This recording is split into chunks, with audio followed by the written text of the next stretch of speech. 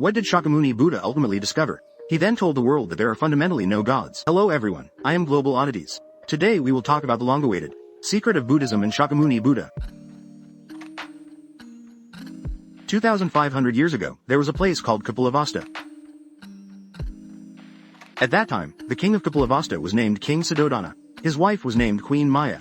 Because he was a king, he placed great importance on having offspring. However, after decades of marriage, Queen Maya had not given birth to a single child. Queen Maya then made a vow to Shiva. She prayed to Shiva for a child. Not long after, one night, Queen Maya dreamed of a six-tusked white elephant entering her womb. It walked into her belly. If nothing unexpected happened, Queen Maya was pregnant. At that time, King Suddhodana was very happy. Because in ancient Hinduism, the elephant represented the god of wisdom, god of wealth, god of destiny, god of knowledge, god of success. He happened to be the youngest son of Shiva and the snow mountain goddess.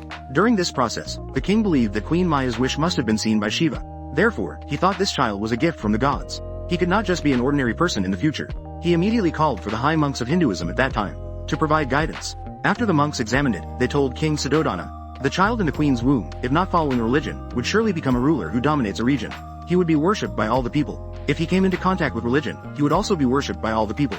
But he would definitely become a monk. Upon hearing this, King Suddhodana said that wouldn't do. I am the king, and he is the prince. If he becomes a monk, what will happen to the country? Who will inherit my throne? So King Suddhodana ordered at that time.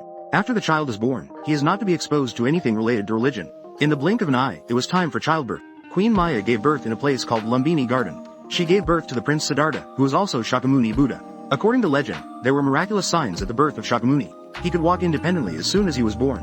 He took 7 steps forward. With each step, a lotus flower blossomed beneath his feet. When he reached the 7th step, he pointed one hand to the sky and the other to the ground. He proclaimed that above and below, he was supreme.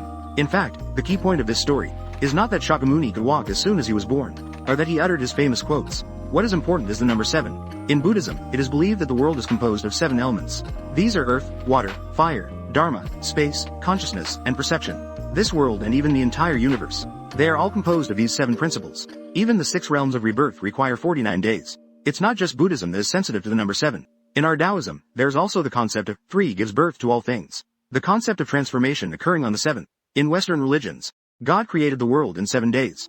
Nuwa from Chinese mythology also molded humans on the 7th day. For example, the Big Dipper has 7 stars and a week has 7 days. There are 7 continents in the world. Saving a life is better than building 7 pagodas, and so on. In short, this number is a number that hides the mystery of life and death.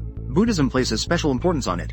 In the blink of an eye, Siddhartha Gautama reached the age of 16. Due to various omens, King Suddhodana believed that what the high monk said must be true. This child is definitely not an ordinary person. To prevent him from renouncing the world, King Suddhodana provided him with a luxurious material life, hoping that he would become attached to the mundane world, do not have any thoughts of renunciation, and he arranged for Siddhartha Gautama to marry a wife.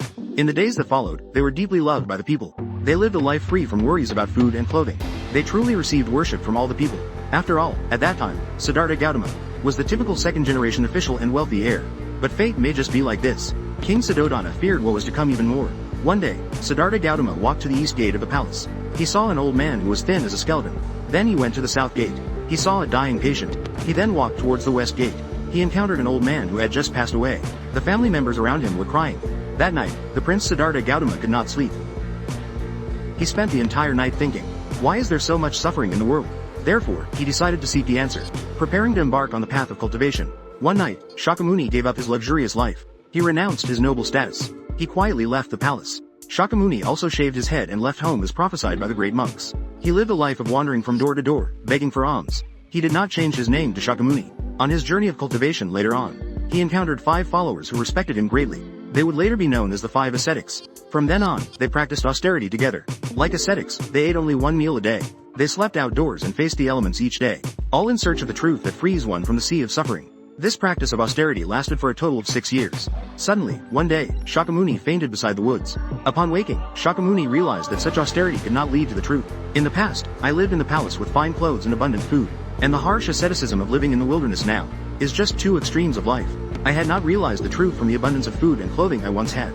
Can being this hungry lead to enlightenment? Thus, Shakyamuni chose a balance point between the 2 extremes, neither indulging in ascetic practices nor in wealth and luxury. I am like an ordinary person. Let everything happen naturally. With this mindset, Shakyamuni came to Bodh Gaya, found a Bodhi tree. Beneath it, he began to meditate, reflecting on past experiences, and vowed that he would not rise until he attained enlightenment. On the night of the 7th day, Shakyamuni too gazed at the starry sky, finally achieved great enlightenment, attained Buddhahood. Afterward, the Shakyamuni who became the Buddha took 5 disciples with him, and began to teach his insights in the Dharma. In fact, Shakyamuni taught the Dharma, yet he did not establish Buddhism. Buddhism was founded later by his followers. This is similar to Laozi's situation. In fact, Laozi didn't know what Taoism was at all. In fact, the essence of the Buddha's enlightenment, as contained in the Great Wheel of Rebirth diagram we previously discussed. New viewers can take a look. The Buddha believed the cause of suffering for all beings lies within the 6 realms of rebirth. The root cause of the 6 realms of rebirth comes from 3 points. The 3 poisons: greed, hatred, and delusion. These 3 poisons are at the center of the 6 realms of rebirth diagram. This means that the 3 poisons are the fundamental cause of all suffering. To escape from the cycle of rebirth, to free oneself from suffering, one must sever the 3 poisons. To sever the 3 poisons, one must practice the Eightfold Path. Right thinking, right mindfulness, and one must also avoid the 2 extremes. Because such ascetic practices will not bring any reward. Only in this way can one extinguish the 3 poisons. What do the 3 poisons refer to in the context of escaping the 6 realms of rebirth? New viewers can check out previous episodes. We won't elaborate on that here. However, Shakyamuni Buddha also realized a truth. That is, there are no gods in this world. Gods cannot help you escape the 6 realms and attain paradise. If you don't want to endure the sufferings of the world, you must cut off the 3 poisons. Strive to improve yourself. Only by elevating your own state of being can you reach the paradise in your heart. This is also the Tao that Laozi spoke of.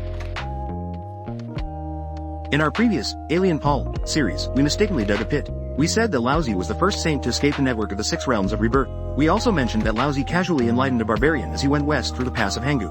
The barbarian became fully enlightened and attained Buddhahood upon receiving the enlightenment. Actually, this isn't just nonsense.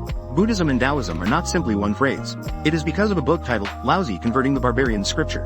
This book has now been lost to time. Only some fragments remain. The general meaning says that Laozi reached India after leaving the pass of Hangu. He educated the people of the western regions in India. It is also because of Laozi's enlightening teachings that the foundational theories of Buddhism emerge. Therefore, the foundation of Buddhism all originates from Laozi's thoughts. In the Eastern Han period, there was a passage written in the memorial by Shang Kai. It mentions that perhaps Laozi entered the barbarian tribes as the Buddha. The Buddha mentioned here refers to the Buddha. In the records of the Western barbarians during the Three Kingdoms period, there is such a record. The content about the Buddha deviates from the Chinese Laozi scriptures. This is because Laozi traveled westward through the western regions to India. Teaching the barbarians, the Buddha had disciples. This passage directly states that Laozi enlightened the barbarians, became the Buddha, and gathered several disciples. Then, during the Jin dynasty, a monk suddenly attained enlightenment. He transformed from a monk to Taoism and joined the Taoist faith. And he wrote the Laozi Converting the Barbarian scripture. The scripture states that Laozi left the pass of Hangu to the west, through the western regions to India, transformed into a Buddha to educate the barbarians. After verification, these words. Some scholars believe that the state religion of China at that time was Taoism. Buddhism could not spread in. However, later Buddhism became the state religion. They also did not want to acknowledge that Buddhism originated from Laozi. This debate continued into the Yuan dynasty. At that time, the Yuan dynasty held a debate between Buddhism and Taoism. As a result, Taoism was inferior in the debate. The court then decided to burn the Laozi Converting the Barbarian scripture and other related texts. This is the whole process. But I personally feel that some things are not baseless. If you study carefully, you will find that the thoughts of the Buddha and Laozi are strikingly similar and identical. Even the gestures are almost identical. At the end of that film, what does everyone think about this gesture? Please let me know in the comments section. I am personally very curious about this action. Why have many powerful beings in the world performed the same action? What cosmic mysteries is he actually explaining? Alright, I am Global Oddities. My channel explores the universe and unsolved mysteries. Friends who are interested, remember to subscribe. See you in the next episode.